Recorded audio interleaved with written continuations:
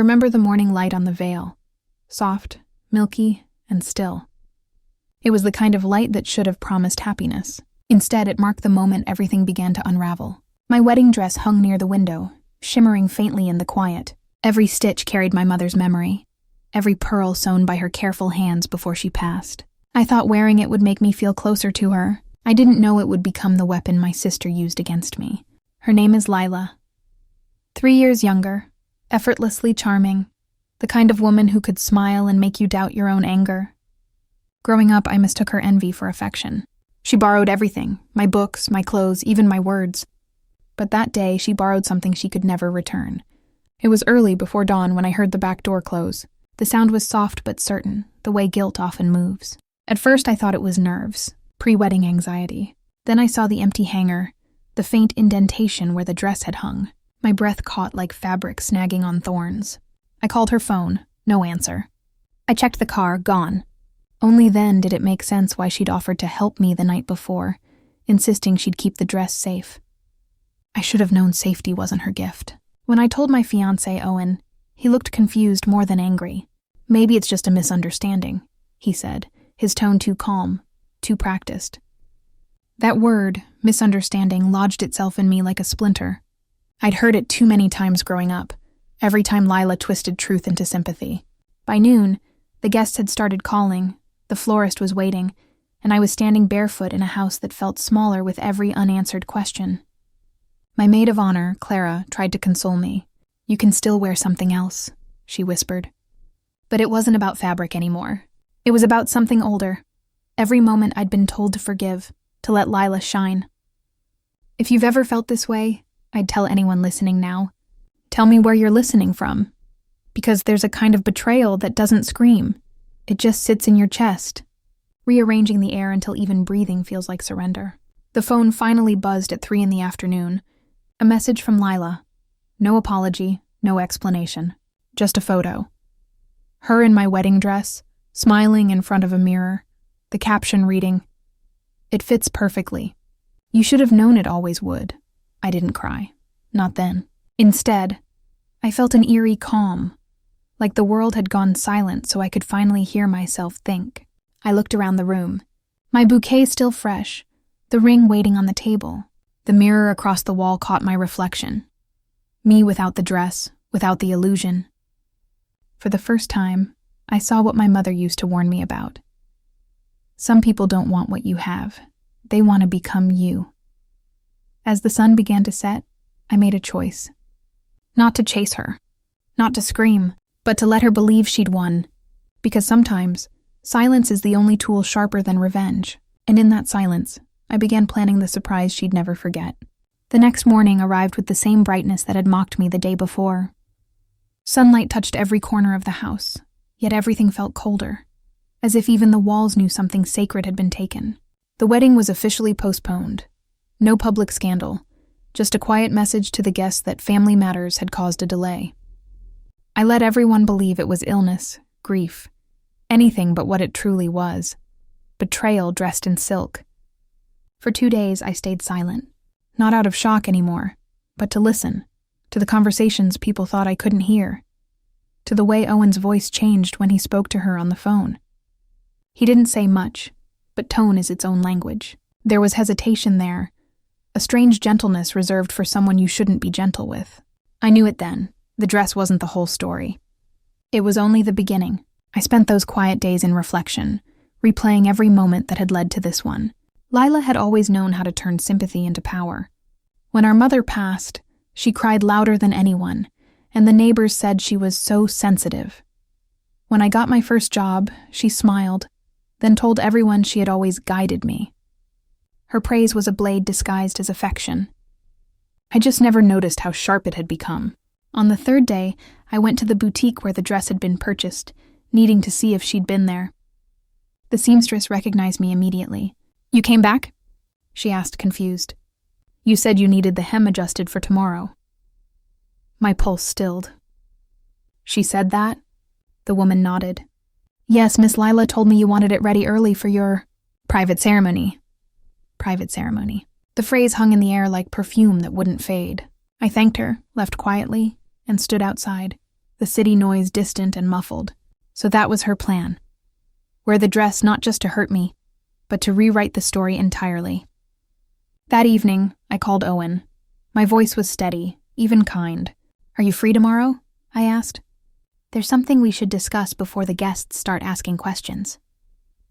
He hesitated, then agreed to meet at the lakeside cafe where we'd first chosen the wedding venue. I arrived early, sat by the window, and watched the reflection of the water shimmer against the glass. When he walked in, his expression was practiced, apologetic, but empty. "She shouldn't have done it," he said quickly, before I'd even spoken. It was impulsive. You know how she is. "She wore the dress," I replied softly. "And she called the seamstress for an adjustment." "That's not impulse, Owen, that's rehearsal." He looked down, the silence between us stretching like glass about to crack. "It was never meant to go this far," he said. "Then how far was it meant to go?" He didn't answer. But he didn't have to. Truth doesn't always need words. It lives in the pause, the hesitation, the way someone avoids your eyes when they already know you've seen too much. When I left, I felt no tears, no fury, only clarity. Lila had taken the dress, but Owen had given her permission. Together, they'd taken something larger. Trust, the fragile thread that had held everything together. That night, I stood before the mirror again, the one that had reflected both of us so many times before. My reflection stared back, calm and composed, yet something in my eyes had changed. Beneath the hurt, there was resolve, a quiet, growing certainty that this story was no longer theirs to control. They had stolen the wedding. I would give them something in return. Not rage, not a scene. Something slower, precise, a reckoning dressed as grace. And as the clock struck midnight, I began to plan the surprise that would make them both remember what betrayal costs when it's mistaken for victory. The morning after my meeting with Owen, I woke to an odd stillness, like the house itself was waiting for something to happen. I didn't open the curtains right away. The light felt undeserved. Instead, I sat by the edge of the bed, replaying his words again and again, each one a thin layer of deceit dressed as remorse. It wasn't just the dress. It wasn't even about the wedding anymore. It was about the choreography of it all, how perfectly rehearsed their betrayal had been. By noon, I began my quiet excavation. I went through old messages, photographs, and the countless fragments of conversation I'd ignored. Patterns emerged. The late-night calls Lila claimed were work emergencies. The business trips Owen said were family obligations. Each lie was stitched into the next with delicate precision, forming something cruelly elegant. The truth wasn't messy. It was designed. Later that afternoon, I visited the studio where Lila worked part-time. It was a small design space above a florist's shop, filled with mannequins and scraps of fabric pinned to boards. The receptionist hesitated when I arrived. "She's out," she said softly, then paused. "But she left something for you." From beneath the counter, she produced a white envelope sealed with gold wax. My name was written in Lila's handwriting, her perfect loops, her unnecessary flourish. Inside was a single photograph, her in my wedding dress again, but this time standing beside Owen. The setting was unmistakable, our chosen venue, the lake reflecting pale sunlight behind them. On the back she'd written one line: "If you can't have the day, at least keep the memory." I felt no shock, only a slow, hollow calm.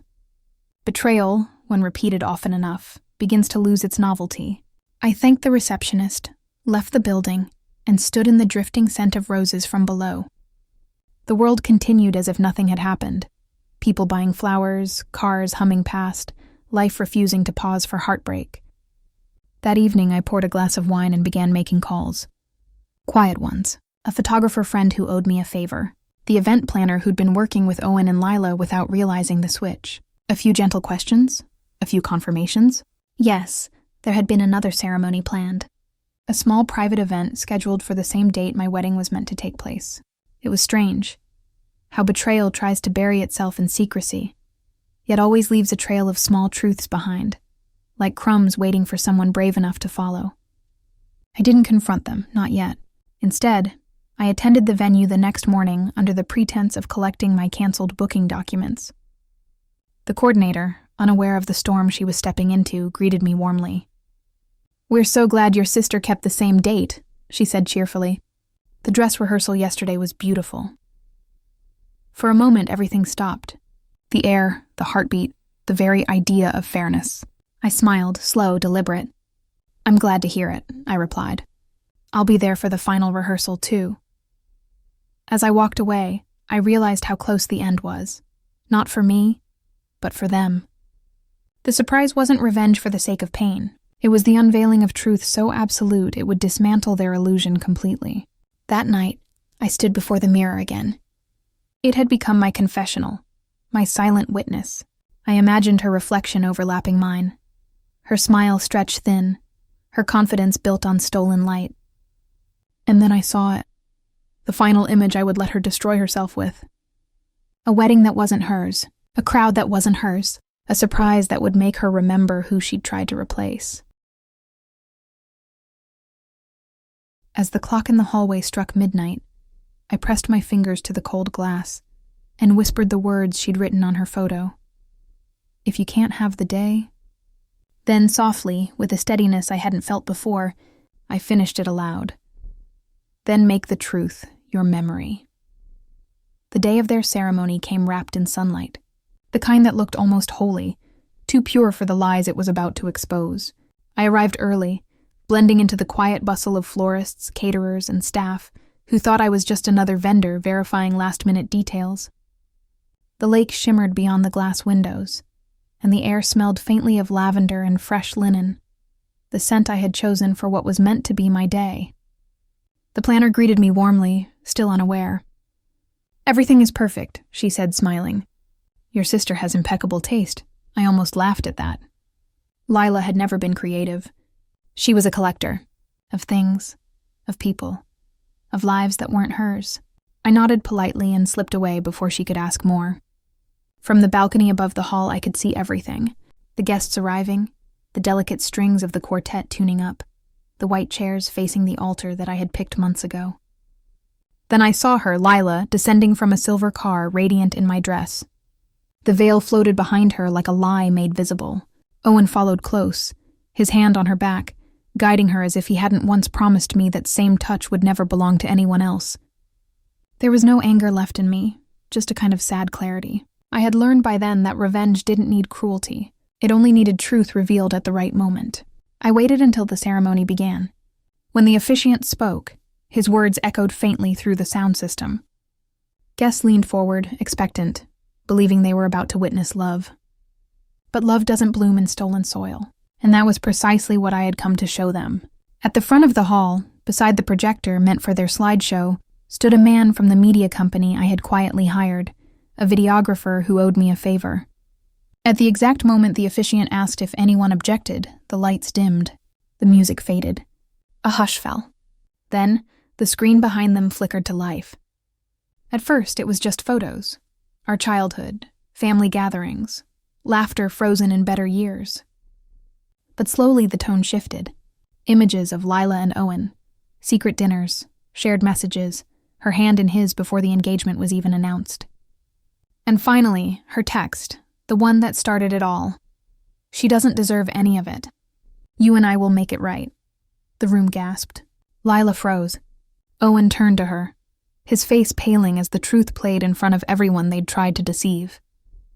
I stayed where I was, hidden in plain sight on the balcony, watching not with satisfaction, but with something quieter.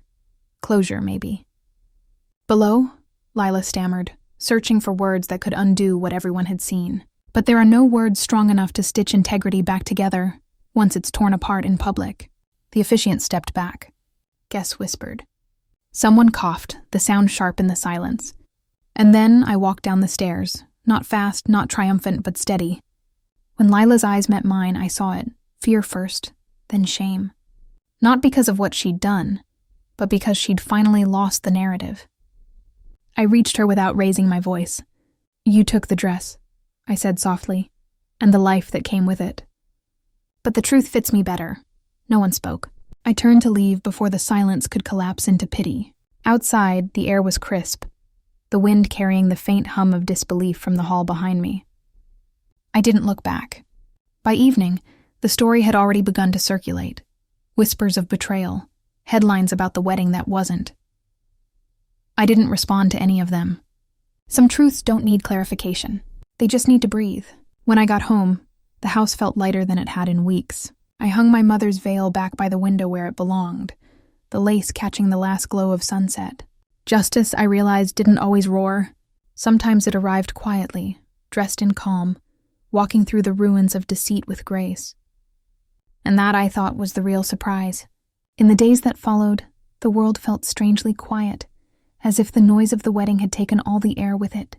The headlines came and went, and the gossip that once burned bright faded quickly into whispers. People moved on, as they always do, but silence has a way of staying behind, haunting the spaces where truth once spoke too loudly. I spent those days alone, not hiding, just breathing again. The house that had once felt like a museum of memories was finally still. Lila called once. The number flashed on my phone for a long time before I answered. Her voice trembled, not out of guilt, but disbelief. "You ruined me," she said. "You planned this." I listened, then quietly replied, "No, Lila, you planned it. I just let everyone see the design." She hung up before I could say more. I didn't call back. There was nothing left to say. Owen never reached out. From what I heard, he left town within a week. His company statement was polite, rehearsed, filled with vague words about personal reflection. I didn't hate him anymore. Hate had lost its purpose. I only pitied the way he mistook deceit for love, how he'd traded something real for something easy. Spring came sooner than I expected. The garden bloomed again, soft petals brushing against the wind like forgiveness that never needed to be spoken aloud. I started spending mornings outside, tea in hand, notebook open, writing things I had once been too afraid to write. Small memories of my mother, fragments of promises I'd made to myself. The act wasn't about closure. It was about remembering that survival is quieter than revenge, but infinitely stronger. One afternoon, I received a letter. No name on the envelope, but the handwriting was hers, smaller, humbler. Inside was only one line. "I see myself now. I hope one day you can see me too." I didn't know what she meant by that. Remorse, reflection, or one last manipulation. But I folded it neatly and tucked it inside the same box that held the remnants of the wedding invitations. Some things don't need destruction. They only need distance. In the evenings, I'd light the candle by the window, the one that had been my mother's. Its flame flickered softly, painting the room in amber and shadow. I watched it every night, not as a ritual, but as a quiet reminder that light doesn't always scream. It survives. And maybe that was what she had taught me all along. People often asked if I'd ever love again, if I'd ever trust someone after what happened. I never gave a clear answer. Love, I realized, wasn't about trusting others. It was about trusting yourself enough to start again, unafraid of what might break next time. One evening, as dusk spread across the sky, I walked by the lake where it had all ended. The water was still, reflecting the fading gold of the setting sun. For a moment, I saw my own reflection looking back, steady, unburdened, whole. The same place where lies had once been spoken now held nothing but quiet honesty. I whispered into the wind, not to Lila, not to Owen, but to the version of myself that had once doubted her worth. "You were always enough," I said. "You just had to remember it." As the sun sank and the water caught the last of its fire, I turned away and walked home. Behind me, the lake remained calm, holding the memory of what was lost. But ahead, the path was clear. And that was all I needed. Thanks for watching, and do not forget to like and subscribe.